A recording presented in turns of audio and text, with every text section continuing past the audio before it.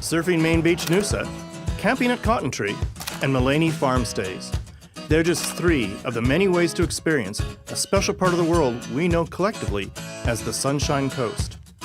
It's been 50 years since the name the Sunshine Coast was adopted, which makes you wonder, what was this area called before? Well, this area used to be called the Near North Coast, but that's not a very catchy name, so a change was in order.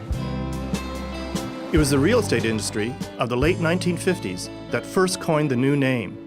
And in August 1967, the combined Maroochy, Noosa, and Landsborough councils made it official. That was really the start of tourism on the Sunshine Coast in some ways. So the current Sunshine Coast Council is planning to mark this year's milestone 50th anniversary with events that celebrate the region's contemporary history. And Sunshine Coast, what does that mean to you, Louise? Well, to me, it means the community I've spent a lot of time in, but it means a place where of warmth and welcoming and different landscapes, and our beautiful coastal landscapes as well as our hinterland landscapes.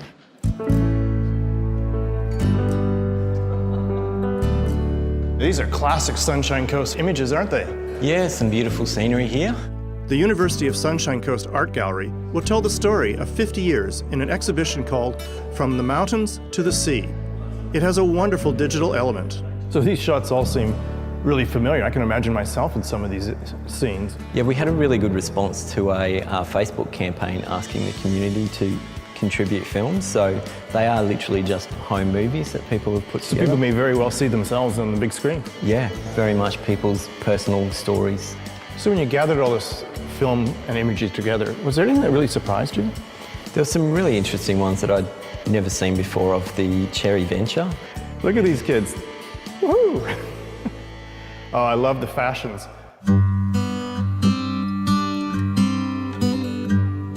History in Print is the focus of another anniversary event, this time at the Landsborough Historical Museum.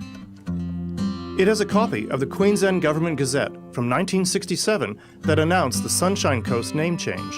This is where it starts. This is where it starts. So what's your exhibit going to be about? It's called The Newsmakers, and it's going to look at significant headlines over the past 50 years. So what's a top headline that you can recall over the last 50 years? Oh, there's so many of them, but one happened in 1970, the La Bolsa. It was a craft, or a raft actually, and 4 men were on board with a cat.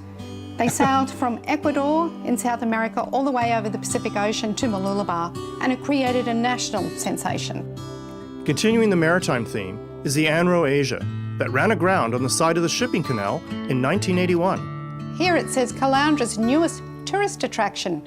The stranded container ship Anro Asia has become the town's major talking point.